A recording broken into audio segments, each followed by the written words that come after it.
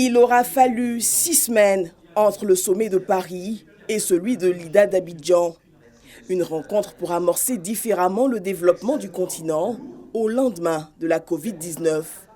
Nous avons eu des gouvernements et des chefs d'État qui ont eu une vision très claire et une manière très claire d'articuler ce qu'il fallait pour leur continent.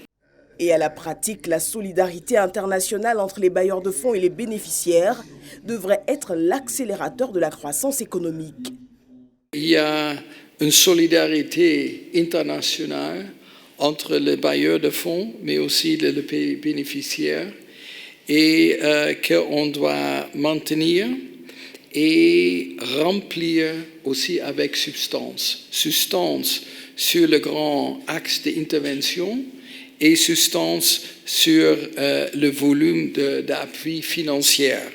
Pour le Premier ministre Patrick Achi, ce sommet historique pose les jalons d'une relance économique efficiente.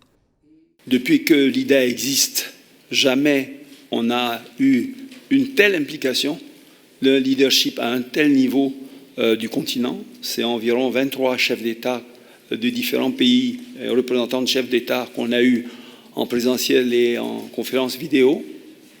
Et c'est vraiment pour nous un très grand honneur. Mais je crois qu'on est surtout extrêmement heureux de voir les conclusions auxquelles nous sommes parvenus. Le plaidoyer pour un soutien accru de l'institution aux pays africains a été porté par les chefs d'État. Notons que l'actuelle reconstitution de l'IDA devrait couvrir la période 2022-2025.